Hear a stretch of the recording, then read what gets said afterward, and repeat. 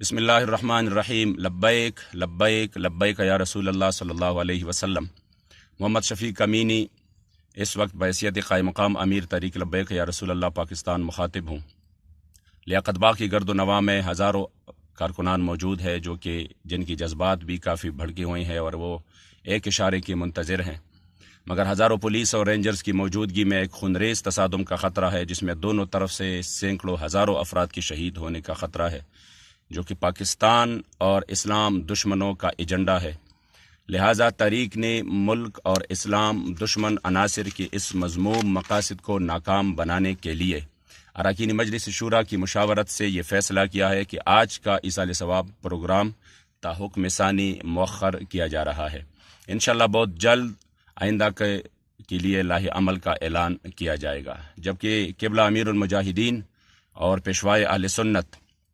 سمیت مرکزی قائدین اور 30-40 ہزار کارکنان اور اہل سنت و جماعت کے جتنی بھی اسیران ختم نبوت ہے، حکومت وقت سے ہم مطالبہ کرتے ہیں کہ فی الفور ان تمام اسیران ختم نبوت کو رہا کرے۔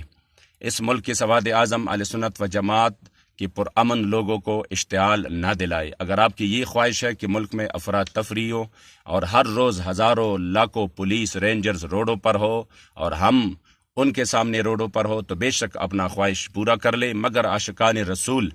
کسی بھی صورت آسیہ ملعونہ کو باہر نہیں جانے دیں گے۔ ہم سمجھتے ہیں کہ یہ گرفتاریاں اور یہ پکڑ دکڑ یہ سب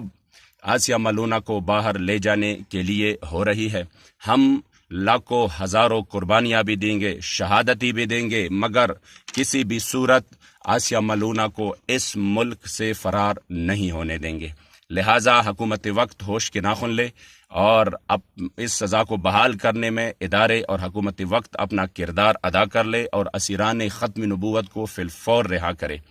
اور اس ملک کو خانہ جنگی سے بچائیں۔ بصورت دیگر تمام تر حالات کی ذمہ داری حکومت وقت پر ہوگی۔ لبیک لبیک لبیک یا رسول